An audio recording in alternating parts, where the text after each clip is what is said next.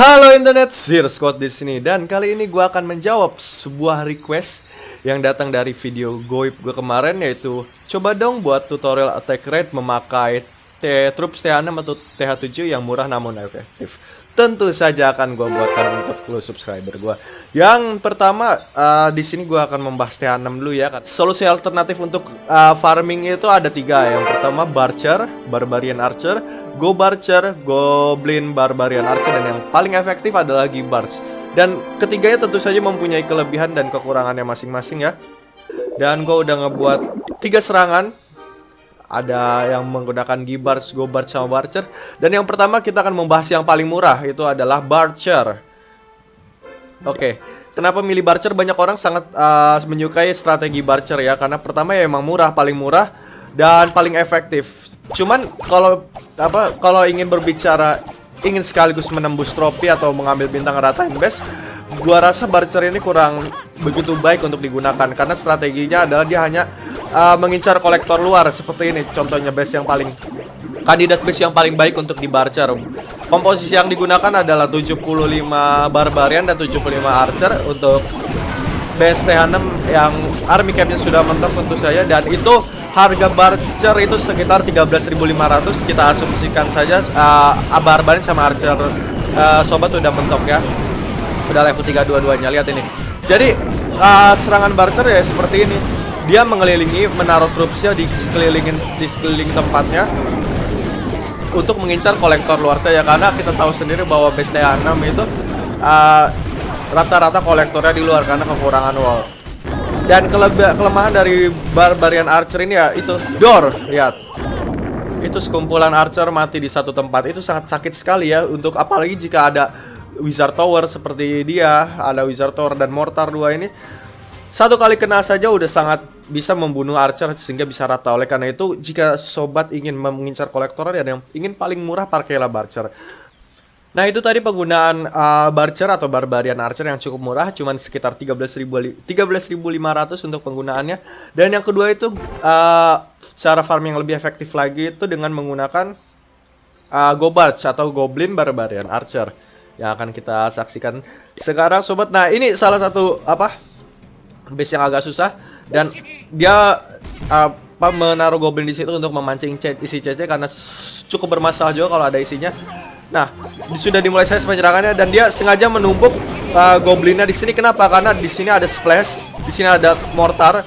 Karena kalau bisa ditumpuk di sana maka akan habis duluan sebelum nyampe ke sasaran. Sengaja ini di serangan 2 arah gini. Maksudnya apa? Agar mortarnya terdistract agar tidak langsung menyerang sekumpulan goblin yang banyak sekali di sini. Nah, mereka sudah mulai masuk ke tengah. Healing spell yang tidak begitu penting sebenarnya, tidak apa-apa. Nah, di sini diserang sangatlah cepat sekali. Kekuatan penyerangan goblin selama masih tidak ditargetkan oleh Wizard Tower, goblin akan aman-aman saja dan akan berbahaya. Oleh karena itu, terkadang goblin sangat lebih efektif daripada Barcher, karena dengan emang troop yang dikhususkan untuk ngeloot raid seperti itu. Dan ketika Wizard Tower dan Mortar ya ketika Wizard Tower dan Mortar sudah mati, maka base ini sudah tidak berdaya lagi. Lihat itu rata ya, untuk TH6 hampir max ya, awalnya udah kuning semua. Dan salah itu kelebihannya dari Go Barch, Goblin Barbarian Archer. Nah, ada yang lebih efektif lagi, tapi agak menggunakan elixir agak banyak. Yang tadi itu Barbarian Archer menggunakan 13.500 elixir sekitar itu. Dengan 75 Barbarian 75 Archer, Go Barcher menggunakan 12.000 elixir. Jadi lebih murah, efektif, cuman kelebihannya goblinnya agak empuk. Dan yang paling terakhir adalah Gibarch. Mana Gibarch? Oke, ini Gibarch itu singkatan dari Giant Barbarian Archer, dan tentu saja di sini yang harus kalau menggunakan Giant menggunakan Wall Breaker. Dan ini salah satu base yang agak sulit ya, karena banyak sekali tembok-temboknya. Seperti biasa menaruh, dia serang dari pembukaan.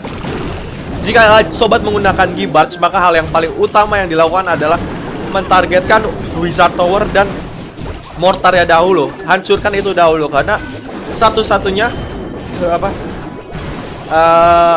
defense yang mentargetkan splash atau targetnya area itu yaitu Wizard Tower, karena walaupun damage-nya kecil, tapi jika giant kita nyebar maka giant kita akan kepanggang semua. Oleh karena itu disarankan untuk dua pertahanan itu dulu yang dihancurkan. Nah, sambil ketika semua defense sudah mentargetkan kepada giant, maka bisa dibantu dengan archer dan barbarian di sekeliling kolektor untuk segera merampok kolektor tersebut. Nah, di sini udah sangat baik sekali.